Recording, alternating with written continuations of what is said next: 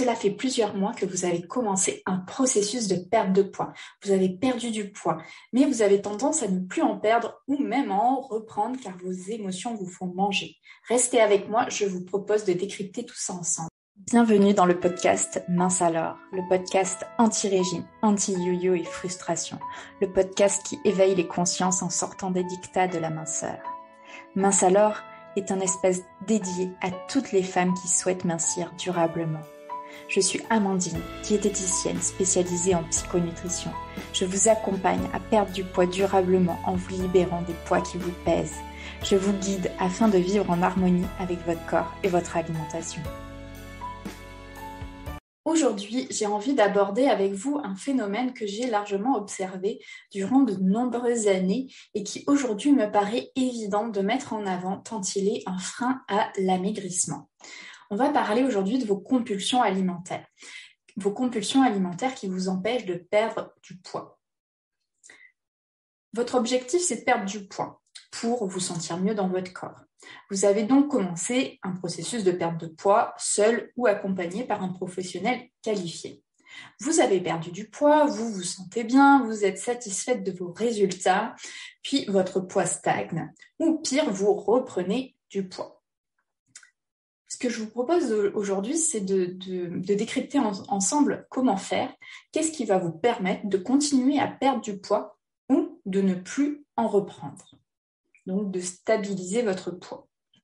Alors, première question que j'ai envie de vous poser, et je vous invite à vous la poser à vous, c'est est-ce que la méthode dans laquelle vous vous êtes lancé pour perdre du poids est réellement efficace sur le long terme ? Et est-ce qu'elle est respectueuse de vos besoins ? Clairement, si vous avez commencé un régime ou un rééquilibrage alimentaire qui est clairement un régime déguisé, vous réduisez vos chances de perdre du poids durablement. On connaît aujourd'hui le résultat de ce type de pratique.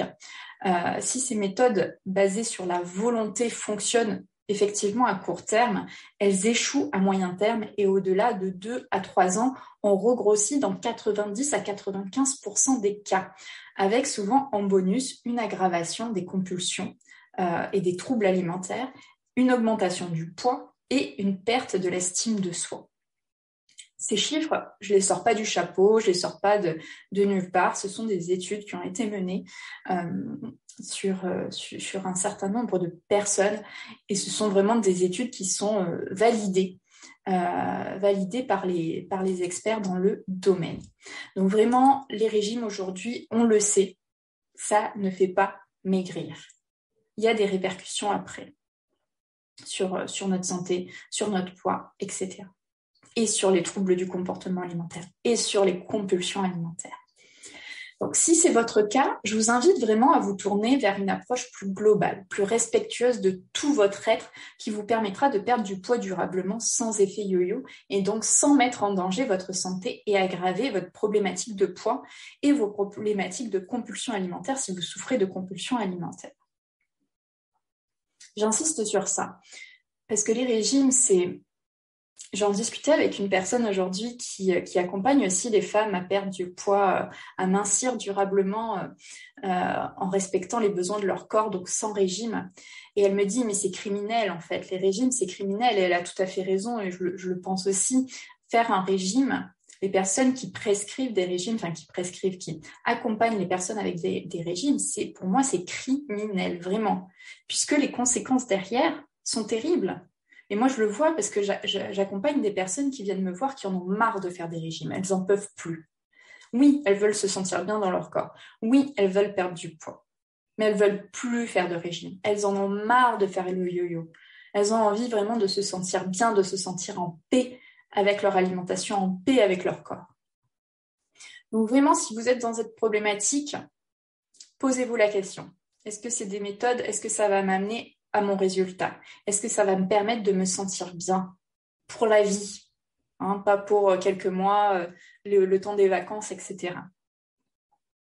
Deuxième question que j'ai envie de vous poser, c'est est-ce que vous n'avez pas atteint votre poids idéal? Donc, si votre poids stagne, par exemple, ou si vous avez tendance à en reprendre, en fait, dès que vous atteignez un certain poids, est-ce que là, vous n'avez pas atteint votre poids idéal?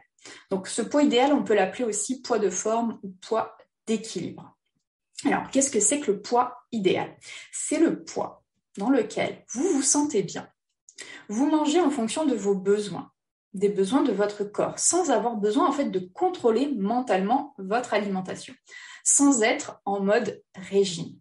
Donc, le mode des régimes, c'est vraiment je pense mentalement à mon alimentation, je réfléchis à comment je vais manger, mais je suis totalement déconnectée de mon corps et de ses réels besoins en fait. Donc le poids d'équilibre ou le poids idéal, le poids de forme, on l'appelle comme on veut, c'est un poids qui est stable dans le temps, à quelques kilos près. Alors quand j'entends quelques kilos près, c'est 2-3 kilos près. Moi, mon poids d'équilibre, je le connais et il peut varier, comme je vous dis, de peut-être 2-3 kilos, plutôt 2 kilos. Je me pèse assez rarement, donc j'ai du mal à dire, mais c'est un poids qui est globalement stable. Donc le poids idéal, c'est pas le poids que vous décidez de faire mentalement. C'est pas en vous disant, tiens, je vais faire 60 kilos, donc mon poids idéal, c'est 60 kilos. Non. Ça, c'est votre mental qui vous dit ça. Par rapport à quoi? Par rapport aux standards de la société, par rapport à un idéal qui n'est pas forcément, j'allais dire, l'idéal de votre corps. Et donc, le poids idéal n'est pas le poids que vous décidez de faire mentalement. Vous pouvez poser l'intention de trouver justement, de débuter cette démarche en trouvant ce poids idéal. Ça peut être intéressant de poser cette intention-là. Je commence mon processus d'amaigrissement avec cet objectif de trouver mon poids idéal, ce poids dans lequel je me sens bien, ce poids dans lequel je me sens bien dans mon corps, je me sens bien dans ma tête, où je me lâche vraiment la grappe avec l'alimentation, où je ne me prends plus la tête avec mon alimentation. Attention, quand je dis ne pas se prendre la tête avec l'alimentation, c'est pas se lâcher la grappe avec l'alimentation, c'est pas partir dans tous les sens et manger n'importe quoi, c'est pas ça. Mais justement, quand on apprend vraiment à se connecter à nos besoins, on est en accord avec ce dont on a besoin. On part pas dans les excès, justement. Que ça soit le trop ou le pas assez.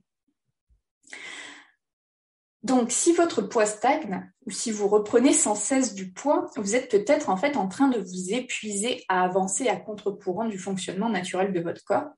Vous allez fatiguer votre corps et vous avancez en fait de manière déconnectée de lui, en étant dans le contrôle mental le plus total de votre corps et de votre alimentation. Et vous êtes coupé vraiment de vos sensations. Donc, si votre poids stagne, c'est peut-être que vous êtes arrivé à votre poids d'équilibre. Si vous reprenez sans cesse du poids, c'est parce que à chaque fois, votre corps, vous descendez, en fait, plus vous allez descendre en dessous de votre poids d'équilibre, plus votre corps, en fait, il va vous ramener à ce poids d'équilibre. Mais comme vous le poussez dans ces extrêmes, il n'est pas bête, hein. Donc il va se dire, tiens, je rajoute à chaque fois des kilos en plus quand même, au cas où elle refasse quand même son régime derrière. Moi, j'en ai marre d'être privée, donc je vais faire des réserves. C'est comme ça que ça se passe. Donc, apprenez à écouter votre corps, vraiment.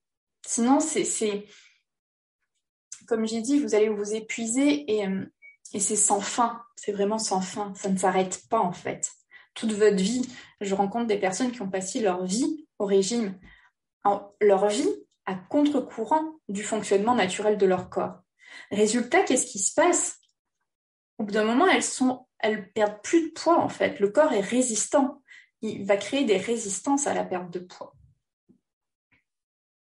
Donc plus vous allez contre votre corps, plus il va résister, moins vous perdrez de poids.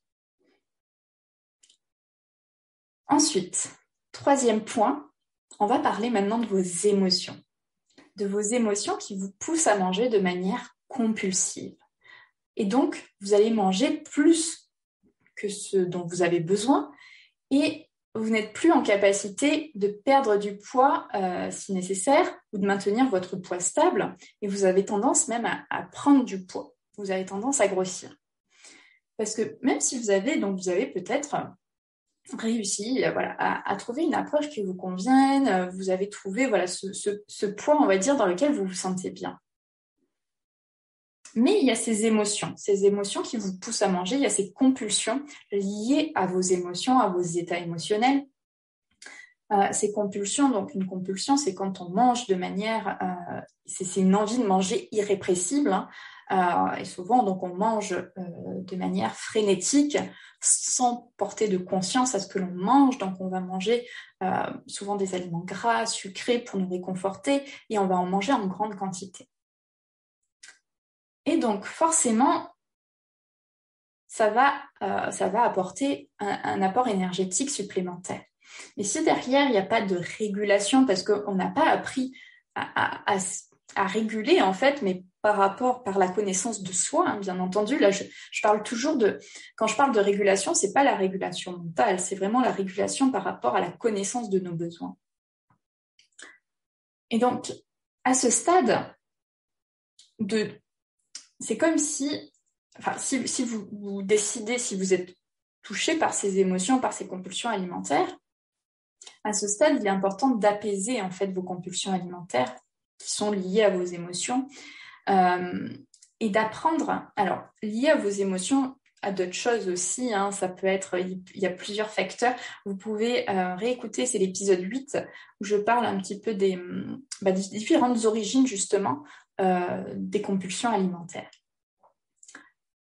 Et si vous avez envie d'aller plus loin aussi, pour savoir d'où viennent vos compulsions alimentaires, ce qui se passe, justement ce qui se joue en vous durant vos compulsions alimentaires, vous pouvez télécharger le carnet d'exercices et de réflexion « Je me libère de mes compulsions alimentaires ». Donc c'est un carnet où vous avez différents exercices pour vraiment vous connecter à vos pensées, à vos émotions, à vos sensations physiques. Qu'est-ce qui se passe en vous avant, pendant et après la crise de compulsion. Vous avez aussi accès à une activation énergétique. Donc c'est gratuit, je vous l'offre. C'est vraiment les premiers pas pour avoir des prises de conscience. Et on peut poser des actions uniquement si on a pris conscience de ce qui se passe en nous.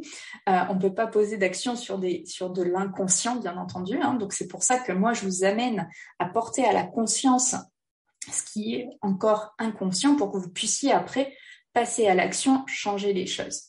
Donc ce carnet d'exercices, je l'ai proposé dans un programme sur une semaine. Il y avait une quinzaine de participantes et vraiment il y a eu de superbes prises de conscience, de superbes avancées en une semaine et c'est merveilleux. Donc vous pouvez télécharger gratuitement. Ça vous permettra justement de conscientiser ce qui se passe en vous, ce qui se joue en vous durant les compulsions alimentaires. Donc, à ce stade, c'est vraiment, si vous voulez continuer à perdre du poids, si vous voulez stabiliser votre poids, c'est important de travailler sur vos compulsions alimentaires, d'apaiser, de limiter vos compulsions alimentaires. Sinon, forcément, il y a toujours un moment où ça va revenir de toute façon. Donc, il faut le travailler en profondeur. C'est pas quelque chose que l'on travaille en surface. On ne travaille pas une compulsion alimentaire en faisant un régime. C'est pas comme ça que ça fonctionne. La compulsion alimentaire, ça vient vraiment d'une pulsion interne liée aux émotions, liée à nos croyances, liée à des schémas notamment familiaux. Donc, c'est important d'aller voir tout ça, d'aller adresser tout ça pour s'en libérer. Et sans ce travail en profondeur, vos compulsions, elles freineront votre perte de poids. Car toutes ces prises alimentaires qui ne répondent pas à vos besoins physiologiques apportent à votre corps de l'énergie dont il n'a pas besoin et qu'il va rapidement stocker, ce qui va favoriser forcément la prise de poids. Donc, comment vous pouvez vous libérer de vos compulsions alimentaires ? Donc, je vous invite à télécharger le carnet d'exercices et de réflexion « Je me libère de mes compulsions alimentaires ». Ça vous permettra vraiment de faire vos premiers pas. C'est vraiment de l'expérimentation. C'est important. Avoir des connaissances théoriques, c'est bien. Mais ce qui marche, c'est d'expérimenter. D'expérimenter ce qui vous convient. Parce que ce qui me conviendra à moi ne vous conviendra pas à vous. Il ne conviendra peut-être pas à la voisine. Donc, c'est important d'expérimenter. dans ce carnet que je vous offre, j'ai vraiment créé en fait pour vous un processus pour plonger au cœur de vos compulsions alimentaires, pour prendre de la hauteur sur vos compulsions alimentaires en apportant de la conscience sur ce qu'il se joue à chaque compulsion. Un processus qui va permettre des déclics, des prises de conscience, des évolutions. Donc dans ce processus, je vous invite vraiment à identifier les situations qui déclenchent vos compulsions alimentaires.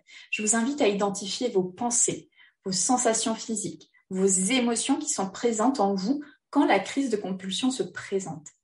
Puis je vous amène à analyser votre comportement et à identifier vos besoins non satisfaits. Pourquoi vous mangez? Vous mangez pour satisfaire un besoin qui naturellement n'a pas besoin d'être satisfait par l'alimentation.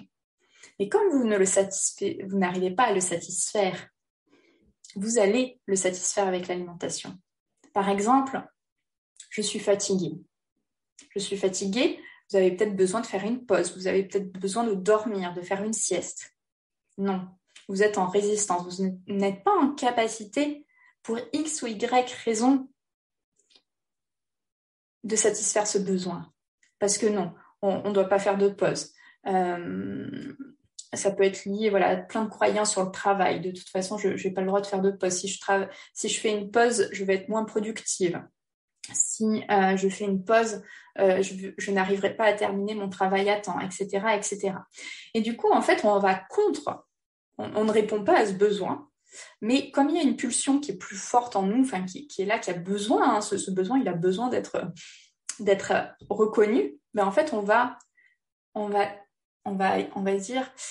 se détourner, on va détourner notre attention de comment on va satisfaire ce besoin naturellement, et puis on va se réfugier en fait vers la nourriture, et la nourriture va être là pour apaiser sur un moment, mais ça va pas régler la problématique. Donc, je vous invite vraiment à identifier vos besoins non satisfaits que vous tentez de combler, de satisfaire de manière illusoire avec la nourriture. Ça peut être aussi un besoin, par exemple, un besoin de reconnaissance dans votre travail, de reconnaissance au niveau de votre place dans votre famille. Et puis, ce besoin de reconnaissance, vous ne l'avez pas. Vous ne l'avez pas, vous n'osez pas le demander, vous n'osez pas prendre votre place, et qu'est-ce que vous faites? Vous mangez pour combler ce besoin de reconnaissance. Bien entendu, c'est illusoire, c'est illusoire, c'est un moyen de protection au final. Je me protège de tout ce que je peux ressentir parce que ce besoin n'est pas comblé, de toute la tristesse, de toute la colère que je peux peut-être ressentir en moi. Je vais essayer de l'apaiser avec cette nourriture. Donc, j'ai vécu vraiment cette semaine de je me libère des compulsions alimentaires. Donc, je l'ai vécu en live avec une quinzaine de femmes. Et elle a permis vraiment aux participantes de grandes prises de conscience, comme je vous l'ai dit tout à l'heure. Et ces prises de conscience va leur permettre en fait de pas à pas faire la paix avec la nourriture, de se libérer de leurs compulsions alimentaires. Et c'est vraiment important, donc comme je vous l'ai dit, mais je vous le répète, c'est important à la conscience des schémas inconscients que l'on peut ensuite poser des actions et enclencher un véritable processus de transformation. Donc, pensez à télécharger votre carnet pour démarrer votre processus de transformation pour vous libérer de vos compulsions alimentaires.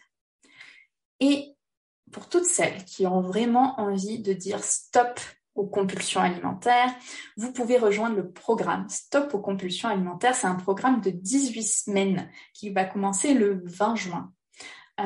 Et dans ce programme, je vais vraiment vous amener à aller explorer tout ce qui se joue en vous.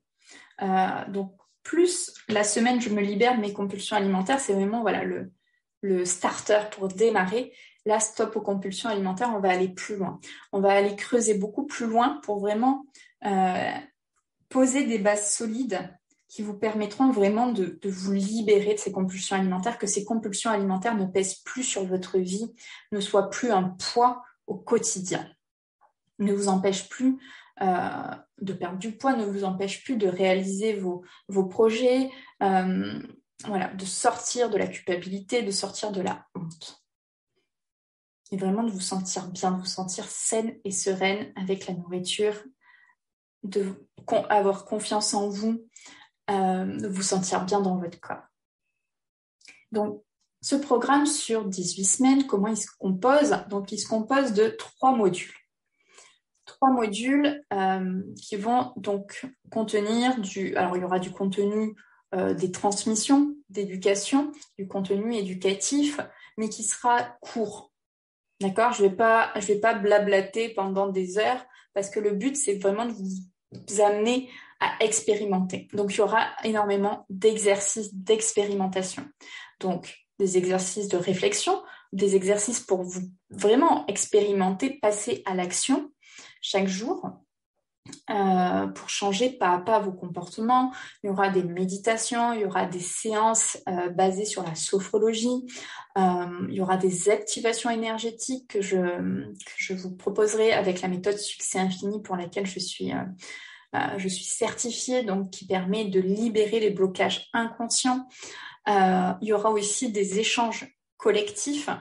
Il y a 6 rencontres collectives sur les 18 semaines pour vraiment pouvoir échanger. Et je l'ai vu durant la semaine, je me libère de mes compulsions alimentaires. La puissance du groupe qui permet en fait d'avancer. Parce que toutes les histoires, quand on intègre un programme, il n'y a pas de hasard. On se retrouve avec des personnes qui peuvent vivre des choses identiques. Ou même si on ne vit pas des choses identiques, on arrive à s'identifier. Et puis des fois, l'une va avoir des prises de conscience par rapport à ce que vit l'autre, etc. Donc c'est vraiment, je trouve, un cercle vertueux puissant pour avancer. Donc le premier module, ça sera vraiment de sortir du contrôle mental de l'alimentation. On va vraiment aller vous libérer de vos croyances. Je vais vous guider pour vous libérer de vos croyances limitantes. Il y a beaucoup, beaucoup de croyances liées à l'alimentation. Ces croyances, elles ne vous font pas du bien. C'est vraiment ces croyances qui vont vous maintenir dans vos compulsions alimentaires, vous maintenir dans cette prise de poids perpétuelle ou dans cette stagnation du poids. Ensuite, je vais vous guider pour faire la paix avec les aliments. Clairement, si vous n'êtes pas en paix avec les aliments, vous ne pouvez pas sortir des compulsions alimentaires. Oui, il y a le volet émotionnel. Mais si en parallèle, vous êtes toujours en mode régime, en état d'esprit régime, que vous n'avez pas fait la paix avec tous les aliments, que quand vous mangez du chocolat, vous avez des pensées culpabilisantes, vous ne pourrez pas sortir de vos compulsions alimentaires.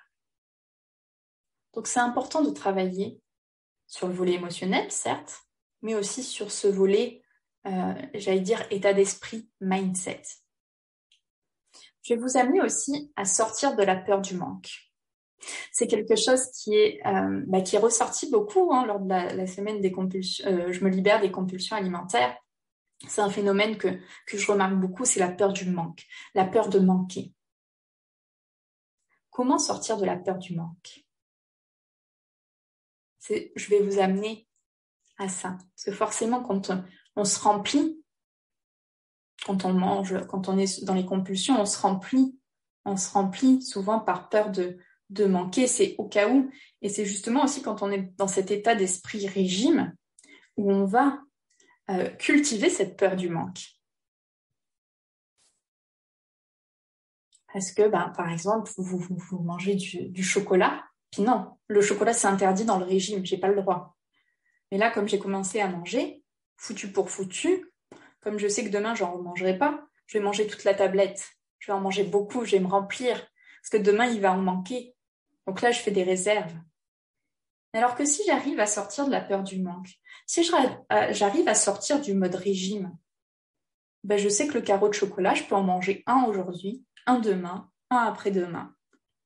Et au final, c'est comme ça, petit à petit, qu'on arrive à se libérer de cette peur du manque. Puisqu'on peut se rendre compte que oui, j'ai le droit d'en manger tous les jours. Donc, je ne vais pas en manquer.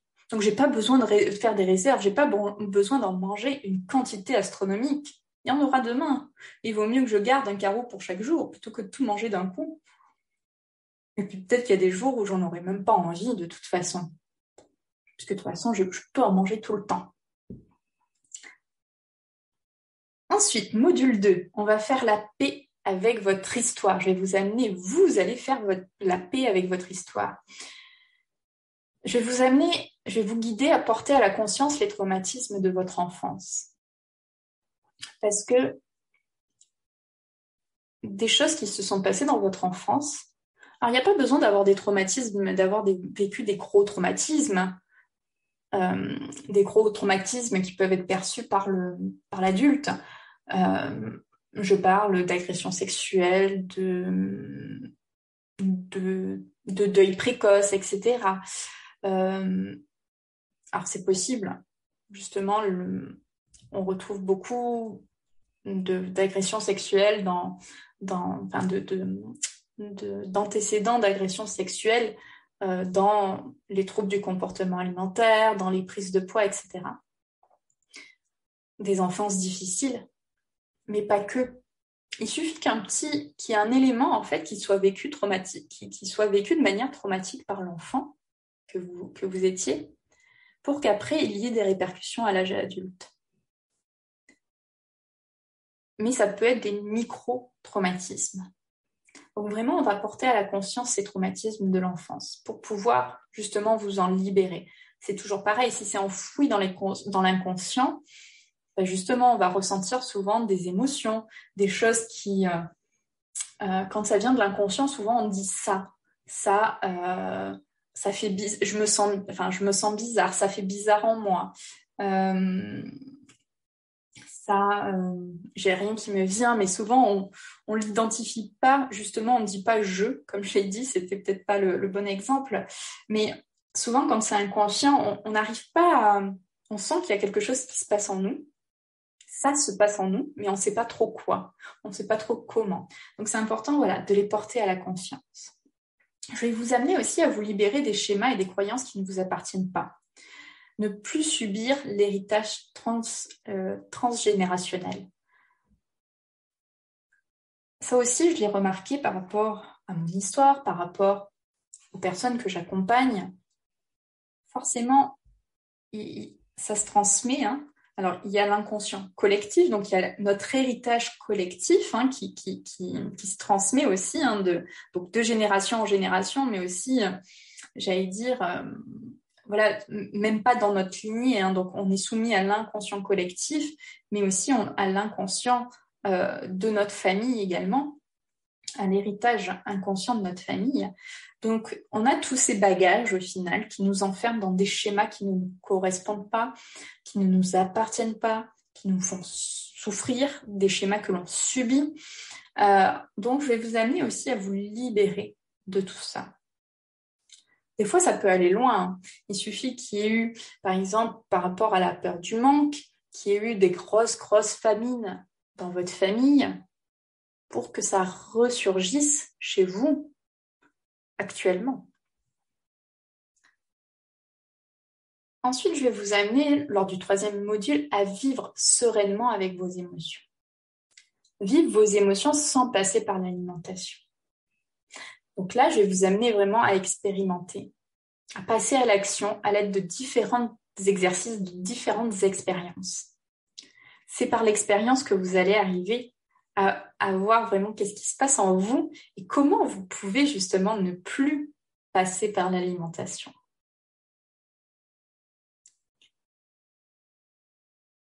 Donc vraiment, ces 3 modules, ça va vous permettre d'aller en profondeur dans vos compulsions alimentaires et de vous en libérer pleinement, durablement.